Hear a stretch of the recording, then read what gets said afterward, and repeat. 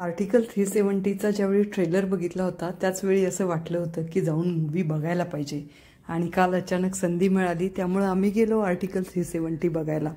तर जायच्या आधी मनामध्ये खूप सारे प्रश्न होते की हा मूवी आपल्याला कळेल का, कारण ज्यावेळी ती न्यूज आली होती त्याचवेळी बऱ्याच गोष्टी कळल्या नव्हत्या, पण ज्यावेळी ॲक्च्युअलमध्ये मूवी बघितला त्यावेळी इतक्या सहजतेनं म्हणजे मूवी दाखवलेला आहे की तुम्हाला सगळ्या तुमच्या कन्सेप्ट आर्टिकल 370 काय आहे आणि ते का रद्द केलं याच्या सगळ्या कन्सेप्ट म्हणजे अगदी सोपेपणाने हा मूवी मध्ये तुम्हाला दाखवलेला आहे, म्हणजे अगदी लहान मुलांना सुद्धा कळेल अशा रीतीने या मूवीमध्ये सांगितलेलं आहे। आणि आर्टिकल 370 रद्द करण्यासाठी अगदी म्हणजे पॉलिटिक्स पासून ते टेररिझम पर्यंत म्हणजे कुठल्या कुठल्या गोष्टींचा त्यांना सामना करावा लागला।